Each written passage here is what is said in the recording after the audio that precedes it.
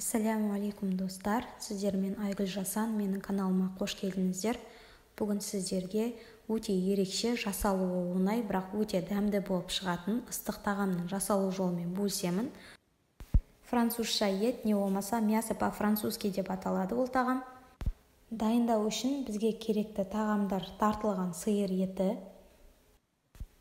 қызанақтар, және де картоп, майонез, тұз, пияз және де ірімшік қажет болады.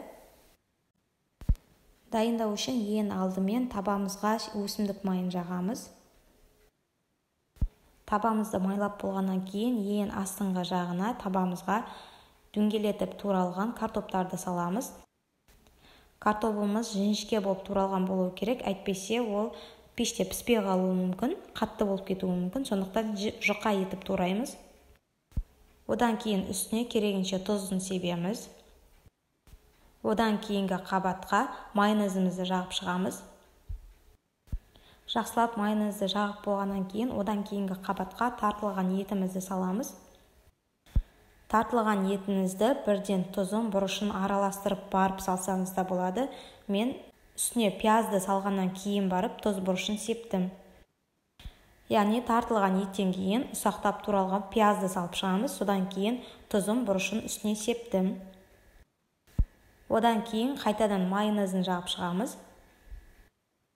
Майонезді жаққаннан кейін қайтадан бір қатар картоп салып шығамыз.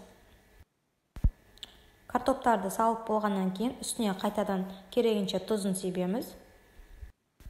Картоптан кейін тұз сеуіп, майонезімізді жағып болғаннан кейін оның үстіңгі қабатына қызанақтарды салып шығамыз. Қызанақтарды салып, үстіне қайтадан тұз сеуіп шығамыз керегінше.